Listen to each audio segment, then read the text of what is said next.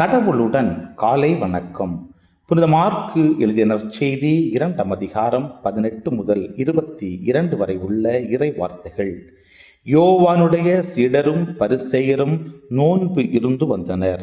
சிலர் இயேசுவிடம், யோவானுடைய சீடர்களும் பரிசேயருடைய சீடர்களும் நோன்பு இருக்க உம்முடைய சீடர்கள் ஏன் நோன்பு இருப்பதில்லை என்று கேட்டனர்.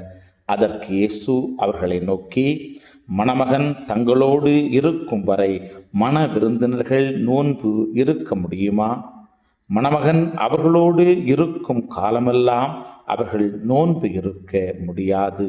ஆனால் மணமகன் அவர்களை விட்டு பிரிய வேண்டிய காலம் வரும். அப்போது அவர்களும் நோன்பு இருப்பார்கள். எவரும் பழைய ஆடையில் புதிய துணியை ஒட்டு போடுவதில்லை. அவ்வாறு ஒட்டு போட்டால் அந்த புதிய துணி பழையதிலிருந்து கிழியும், கிழிசலும் பெரிதாகும். அதுபோல பழைய தோற் பைகளில் எவரும் புதிய திராட்சை மதுவை ஊற்றி வைப்பதில்லை. ஊற்றி வைத்தால் மது தோற்பைகளை வெடிக்கச் செய்யும்.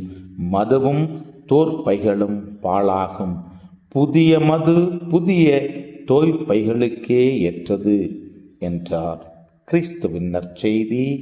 இந்த நாள் இனிய நாளாக அமைய வாழ்த்துக்கள். பல பல பல புதுமைகள், பெருமைகள், இனிமைகள் இறங்கிய நல்ல நாள், ஒரு நல்ல நாள், நம் தேவன் தந்த நாள். இது நல்ல நாள், ஒரு நல்ல நாள், நம் தேவன் தந்த நாள்.